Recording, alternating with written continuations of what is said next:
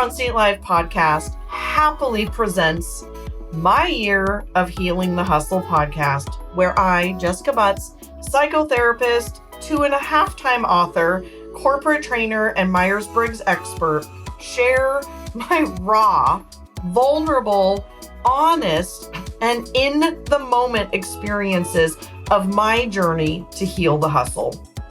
I recently put my money where my mouth was, and I sold everything I owned and moved to Maui with 5 suitcases to explore this healing island. What has come up is a mountain of real life healing the hustle experiences I hope you can see yourself in, so you can also heal your hustle while still being unapologetically who you are. Let's get started.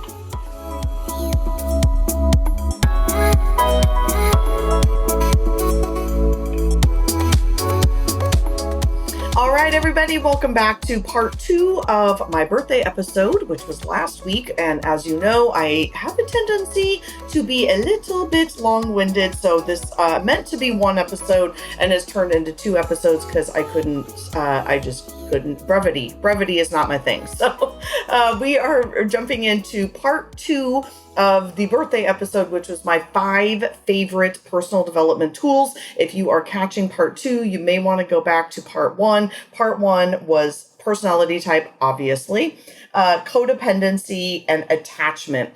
I heard from at least a dozen people about how impactful the attachment episode or the part of the episode attachment was.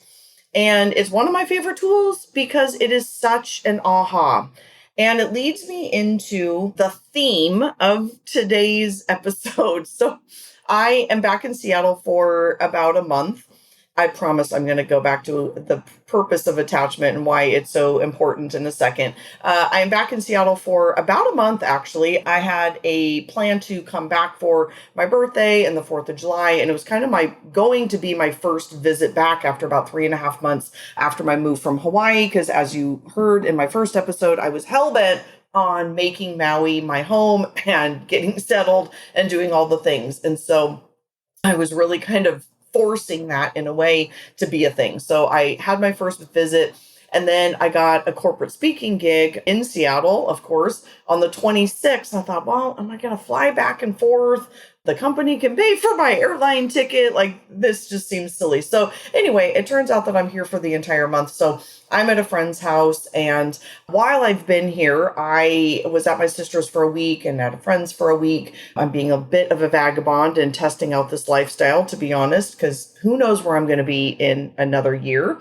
And I've had a number of amazing conversations, which is totally my love language. Like, if deep conversations were a love language, it's my love language. I want people to ask me questions. I want to ask them questions. Quite honestly, it turns me on. It just gets me excited, which I believe is probably words of affirmation and quality time are my love languages, but also physical touch. So if I can do it with my partner naked in bed, also an added bonus. But again, deep conversations, totally my love language. So it just turns me on. I love it.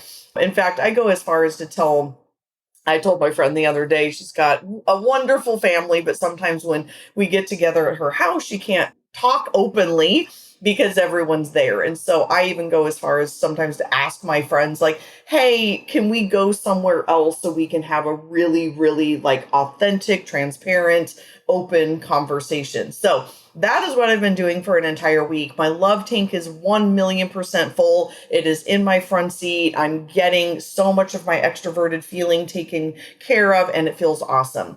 But in those conversations, many of them are with my sister because she's freaking awesome, and my best friend and my sister, and no one knows me better, and vice versa. And we were having a conversation basically about, my podcast and some of the relationships that we're in right now and some of the challenging relationships that we're in. And I had recommended to her to read Jen Sincero's, I hope I'm saying her name right, Sincero, I think it is. I always say Sincero, but I think it's Sincero. So Jen, I apologize. I had recommended that Erica listen to that book, You Are a Badass. And so we were having a wonderful conversation over coffee, one of the many mornings we did that. And we were just talking about all of the personal development that she and I do and how important it is to our life and our relationships. And she quoted in Jen's book that I have read at least 2 or 3 times. And it's the theme of today's episode, which is, she quotes, a direct quote from Jen, is, "It is not your fault that you're fucked up. It's your fault that you stay fucked up." And if you listen to last week's episode, I talked a lot about that.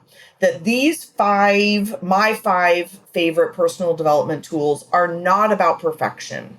It's not about being better than anyone else. It is about that quote. It is about knowing why I'm fucked up, why you're fucked up. Again, as I shared about anxious, going back to those dozen or so comments, that people were like, oh my God, I'm now seeing these patterns in my relationships that I've never understood before. And they're, one of them's 58 years old. I mean, she's like, I'm 10 years older than you, and I'm just now seeing this. And she was like, I'm crying. I feel very embarrassed, and I don't want that to be the case. I don't want us to be embarrassed. I want us to just have awareness and take the lessons whenever we get them. I didn't go back to graduate school until I was 37 years old. There were people in there that were 10 years younger than I was, and I could have had that same feeling of, well, shit, I wish I wouldn't have wasted time. But reality is, I was ready when I was ready.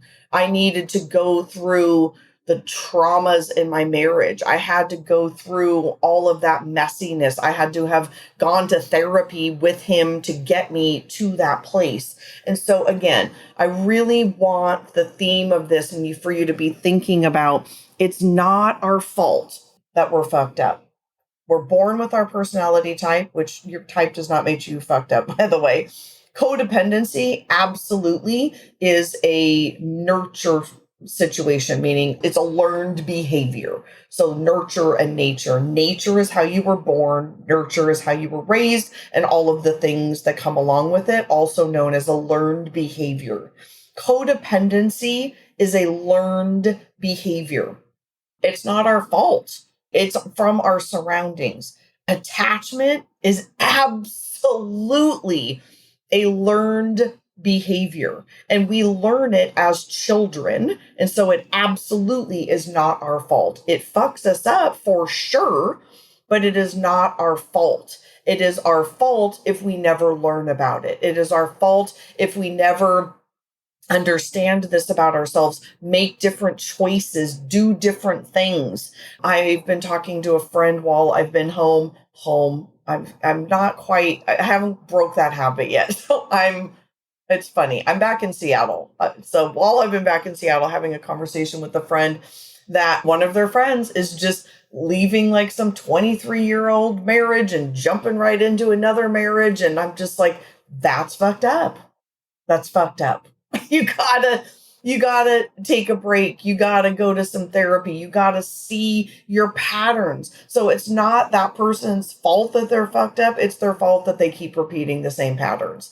And I just did a podcast episode, a guest podcast episode, and we had a long conversation about this, that personal development work is not easy. It's a lot easier sometimes to just bury your head in the sand and keep repeating the same patterns and keep doing the same thing. But 2 things. One, I'm going to be honest, it's not very interesting. It's not very interesting. I always keep it real. It's just not interesting. People like that are not fucking interesting. They just keep repeating the same patterns. They are doing the same things. They're just surviving. How interesting is that? It's not interesting. And if you don't care to be an interesting person, that's fine. But I do. I like interesting people. I want people to have a story. I want them to know themselves. I want them to be able to have a deep conversation with me. And oftentimes you can't have a deep conversation if you don't know about yourself. Like, a deep conversation is not talking about, TV shows, which I love to do as well. But that is a fun conversation. It is not a deep conversation. And so if we don't have these awarenesses, or we're always gossiping, by the way, if you notice yourself always talking about other people, it's because you don't want to talk about yourself. That's what gossip is. It's called triangulation. Parents that don't want to talk to each other or with each other, they talk about their kids nonstop. That's triangulation.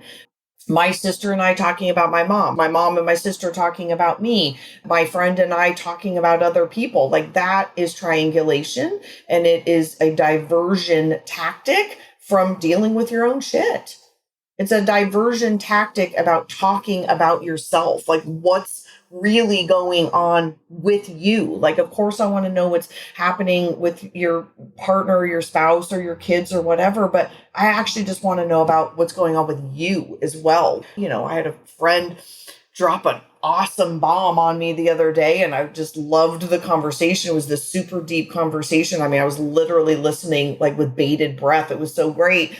And they tell the whole thing. And I was like, okay, now how did you handle it? You know, right? Like, it was, I want to know, how did you feel? How did you handle it? These are things that my listeners, for sure, a lot of the podcasts that I've been doing guest podcasting on, these are what we want to talk about. And as a reminder, we're only 25% of the population. Jeff Olson calls it 5%. I mean, he calls us 5%ers. We are people that really give a shit about personal development. We give a shit about being interesting and having interesting people and doing crazy, weird, interesting things in our life.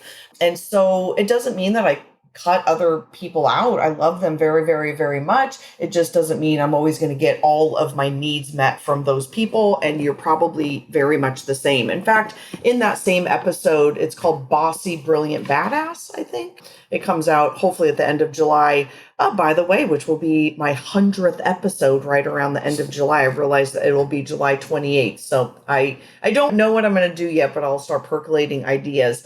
But in that episode with these two fabulous women, Liz and Lisa,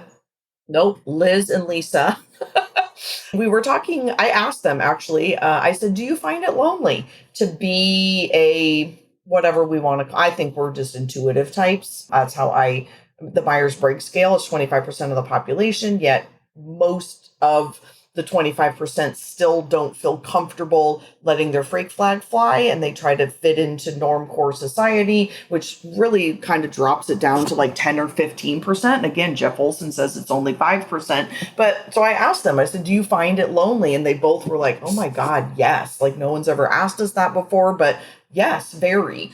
And that's true. It's true. So when we are people who are not interested in staying fucked up, we are not interested in diversion tactics. We are not interested in deflecting. We are not interested in triangulation. We are interested in like deep, intense, intimate conversations. That shit takes some work. Like, it takes personal development. It takes doing the work, and it can be lonely.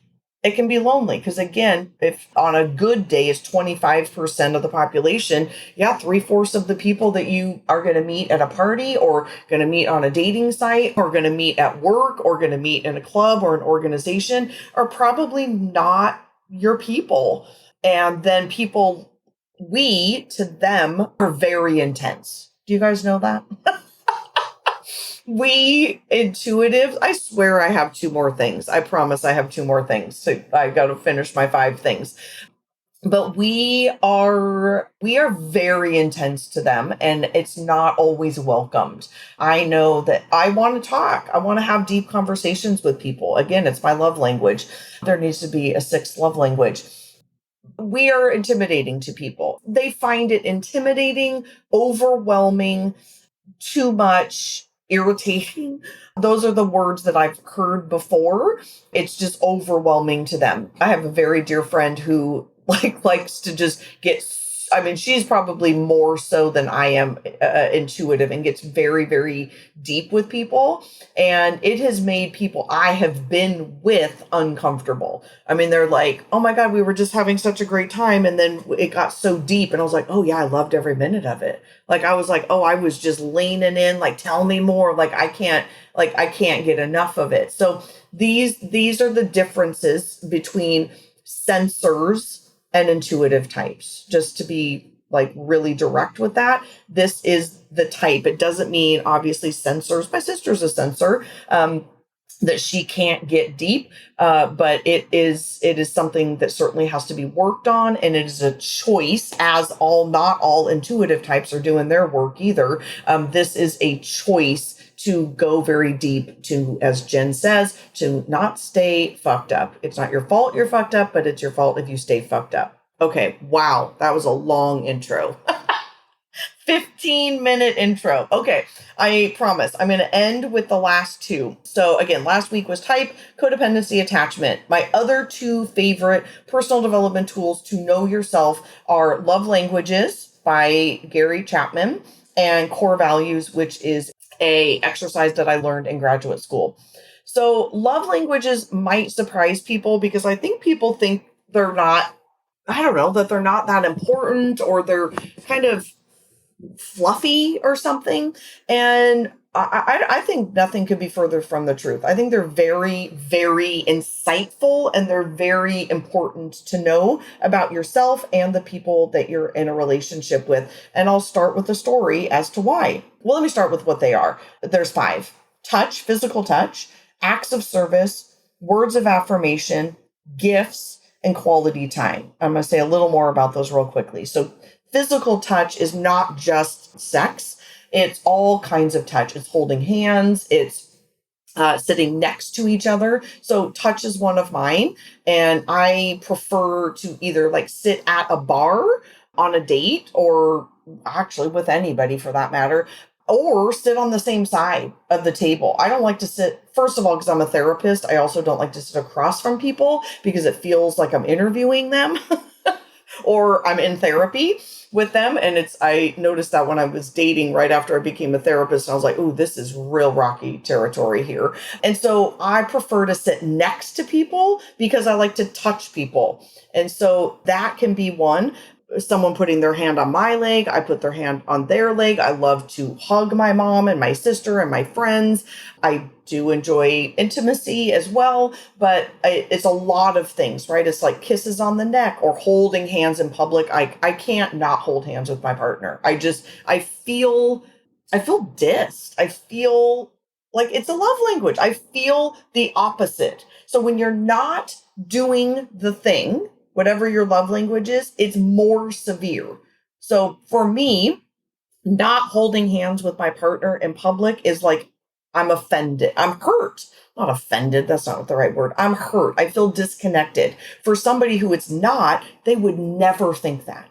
It doesn't even cross their mind. So if I was with somebody who, like an intimate partner, one of theirs wasn't physical touch, we would probably have a problem because I can't not do it because it feels that disconnected. So that's point number 1, actually, about why these are more important than some people think, is because it's not just the act of doing them for someone.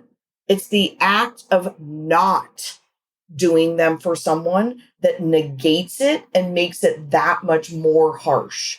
And I'll give more examples as we go on. But touch is a great one. So if you are someone who has a love language as touch, as I do, to not be hugged and slapped on the bottom and kissed and held hands and always sitting next to each other on the couch when watching a movie, like those things are extremely important, make me feel connected. And if it's not happening, I feel very disconnected. Okay. So now acts of service. So this is not mine. So I'm going to use my mom and my sister as an example because this is theirs. So acts of service. I have so much to say about all of these. So acts of service, I'll do the example I was going to give earlier, and then I'll do my mom and sister. So my husband, one of his love languages was acts of service, and one of mine is quality time. And so he remodeled our first home together. I mean, he just did so much. It was very impressive, but I don't give a shit because I want to spend time with my partner. I need quality time. And by the way, it's not quantity of time, it's quality of time. Like, put your fucking phone away, pay attention, have deep conversations, look me in the eye, touch me when you're doing it. It feels very needy when I talk about it, but it's a lot of intimacy and quality time. So that year, or however long it feels like a million years ago. So I don't even remember when it was, a past life. It feels like how long it took him.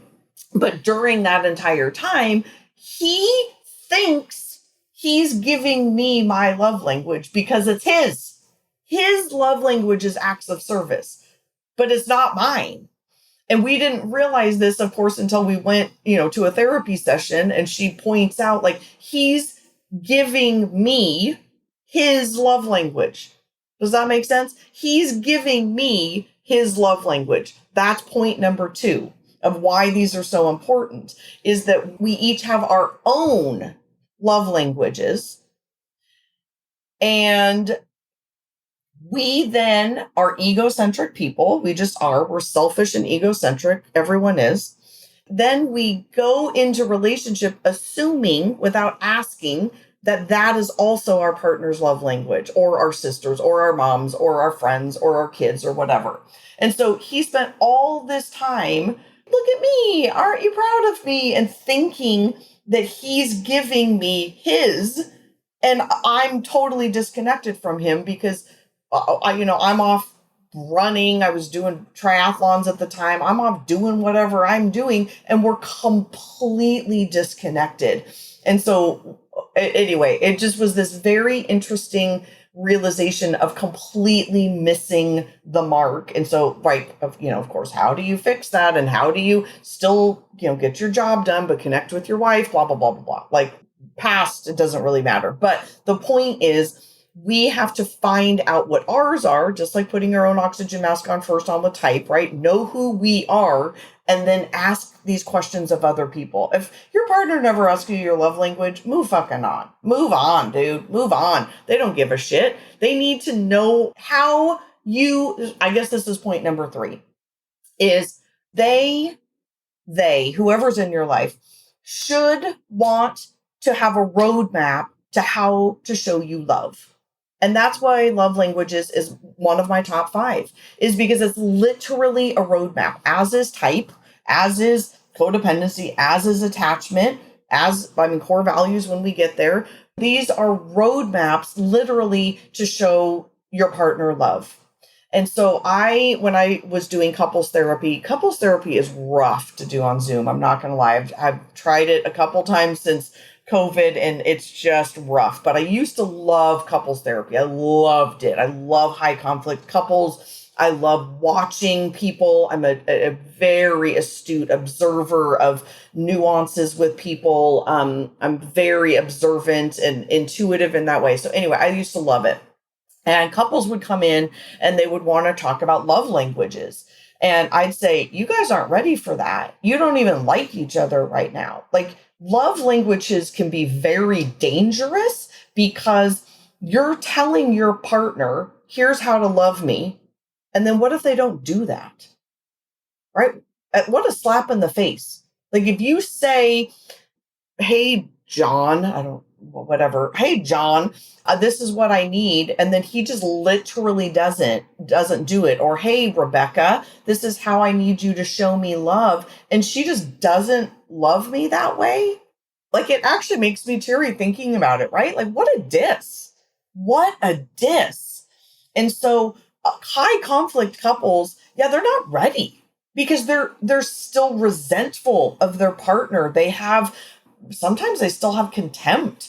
They're pissed and they don't want to. They don't want to show their fucking partner love. And so it can be very damaging. I just had the 4th point in my mind and it went away. Oh, this is my 4th point, or the 4th wonderful thing about love languages is that they can be very selfish.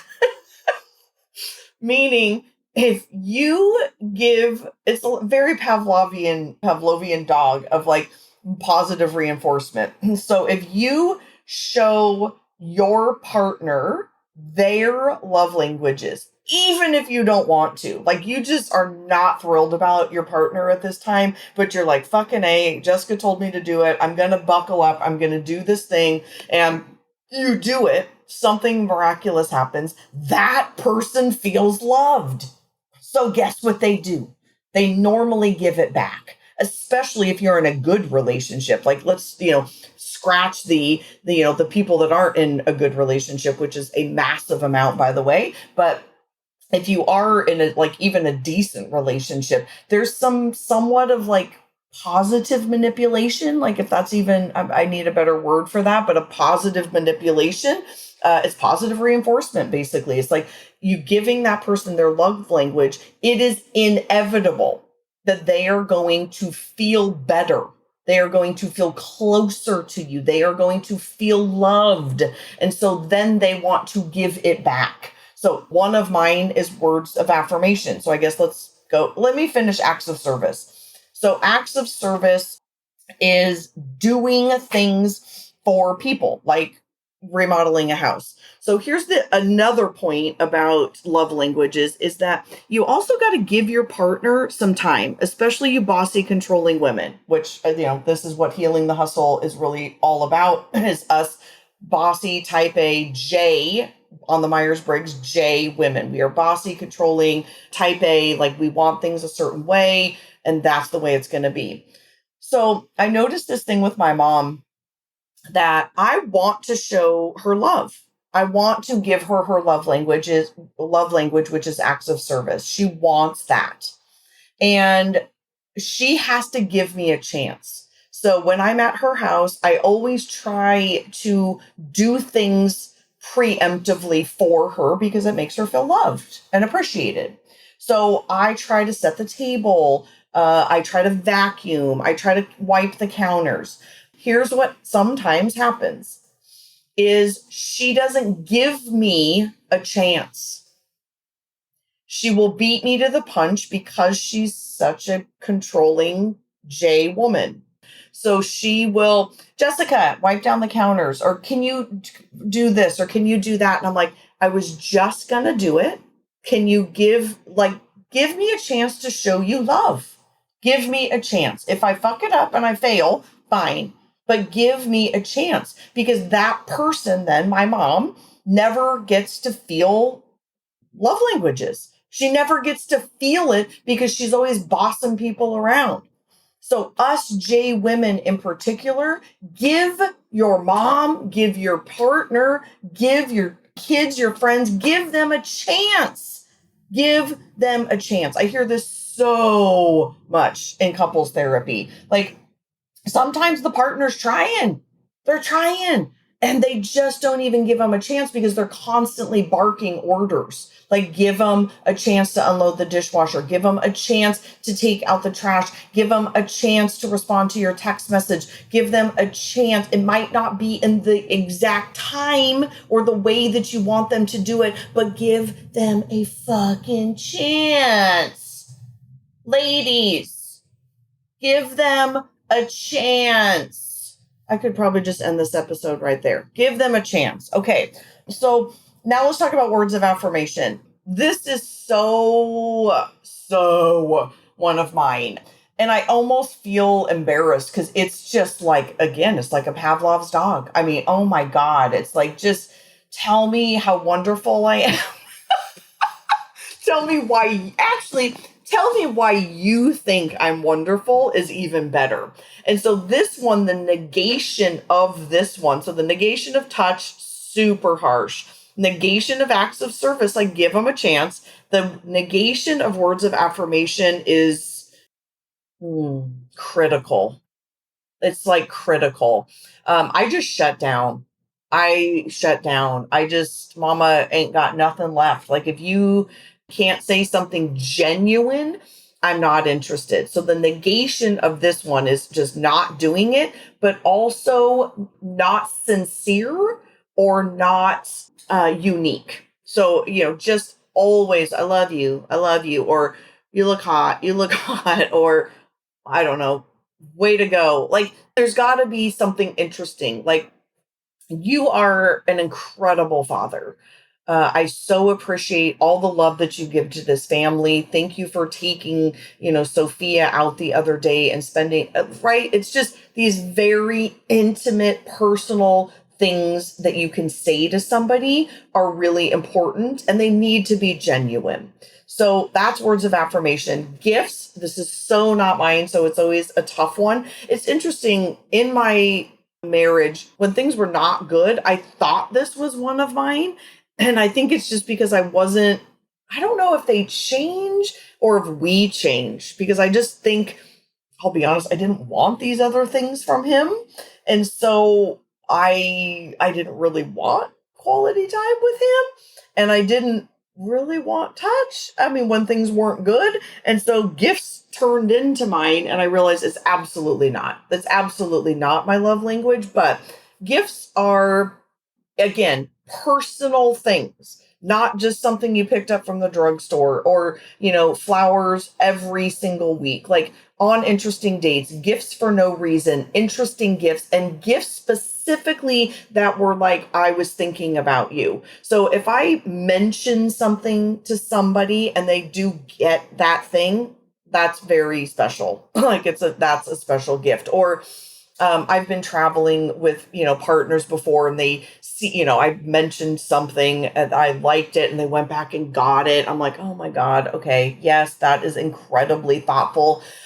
I just think of jewelry specifically, like make sure you get what your partner likes, because like that's the negation. Like you're not even listening, right? So that's the gifts one specifically for people who like gifts. Okay.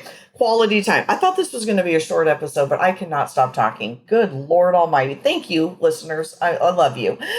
Quality time. Super, super, super important. I already mentioned this one a little bit. Quality time is, again, quality, not quantity. And that is a very important distinction. I'm actually somebody who doesn't have to be with my partner every day. In fact, I prefer it, if I'm being honest. I like when my partner travels. I like when they have their own life. I like that I travel and have my own life, because for quality time, the quantity, if it's not quality, can feel very damaging. It can feel lonely. Again, the anti of all of these feel lonely, sad, depressed, and disconnected. So I absolutely feel this. If I'm just like hanging out with my partner and just for no reason, and it's not quality time, I'd rather just be like, I'm just going to go do my own thing. And like, let's come back. Like, what are we doing? This is not interesting to me. And so quality time is, again, getting off your phone, looking at each other, having a deep conversation, going for a walk, spending like long weekends together, like having a purpose. I mean, it's like the sexiest thing I can think of. I love it so much. And people who love quality time, that's like essential. And so, it's been interesting for me moving across an ocean and being, as I shared in another podcast about, I made a mistake, that episode, of realizing like I forgot this extroverted feeler part of me, which is also part of this quality time. And I realized how much it is quality time, because I can come home, I can come back to Seattle / home back to Seattle and spend quality time with people and completely fill my love tank. And then go back to Hawaii and, be with a few friends that I've met, be alone, work on my book, work on my podcast, have some solo time, really feel complete. Because again, it's not quantity, it's quality. And when I'm here, I'm really filling up this quality love tank. Okay, let's move on to the last one before I let you go today, which is core values.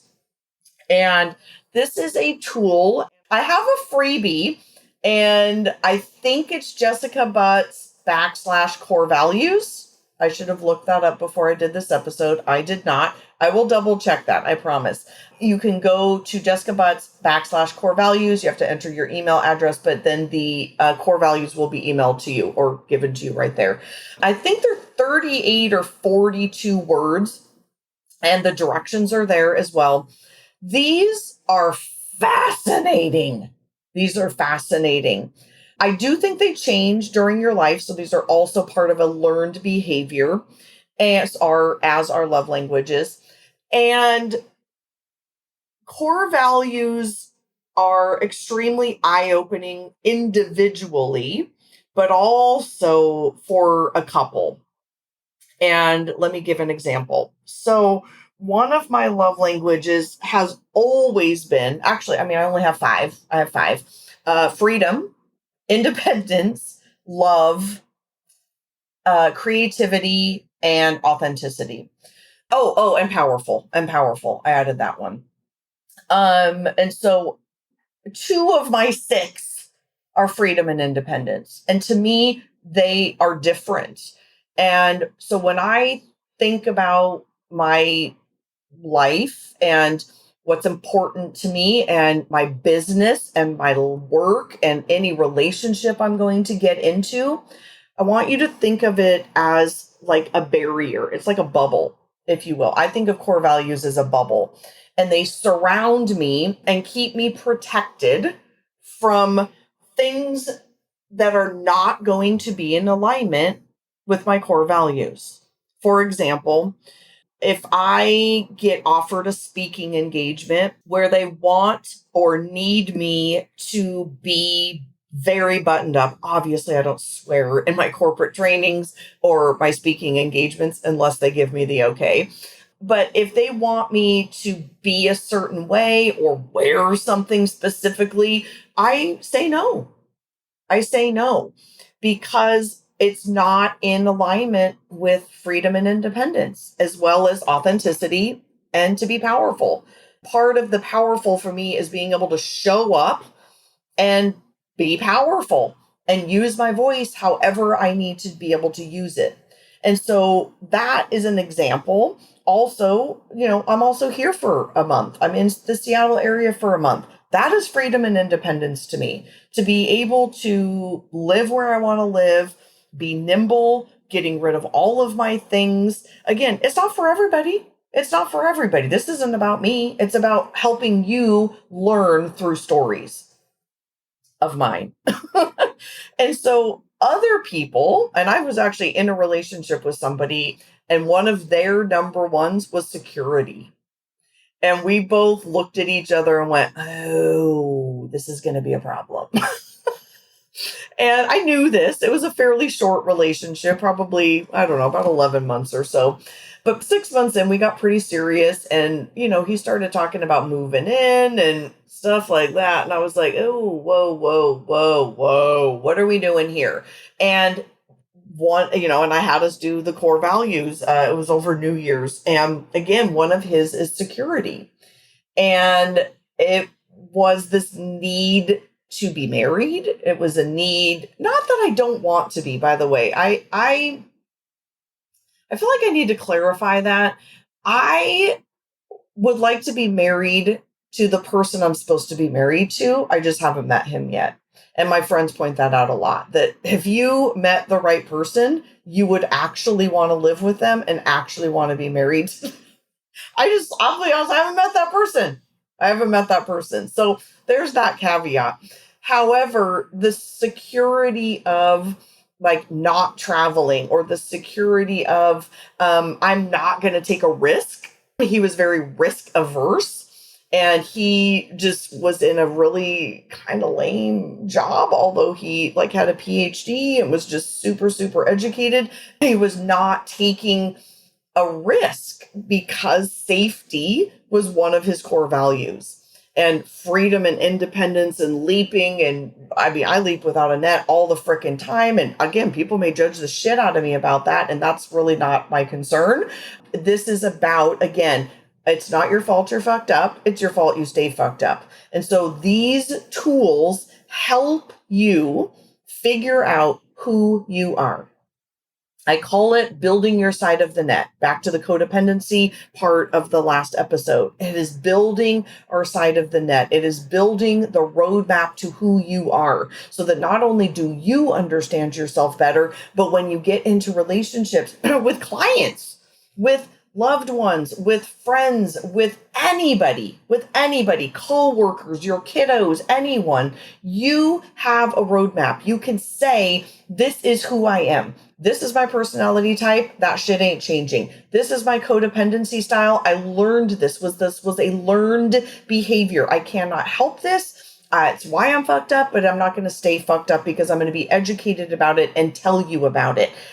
Attachment, again, such a big one going into any relationship about how we show up. And again, this is not my fault, but it is my fault if I do not educate myself and talk about it, as well as love languages, as well as core values. So I loved talking to you about these. I hope you loved them. I always love to hear from you guys. I will say I get a lot of amazing messages on Instagram, on Marco Polo, on text, on Facebook Messenger, and I would lovingly ask for my birthday gift to be that you pop over when you get a second and put it over on an iTunes review. I can't do it myself. I wish I could cut and paste them, but I can't. So if you would so do so, I would love it so much.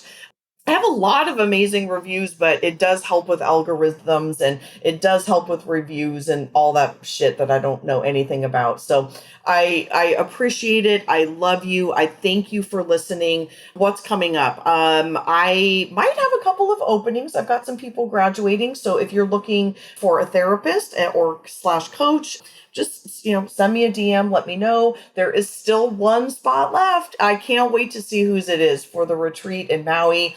It is coming up in October. So I know the person that's going to come, it's just going to be like divine and perfect timing. So let me know about that. Send me a message. All of this is on jessicabutts.com.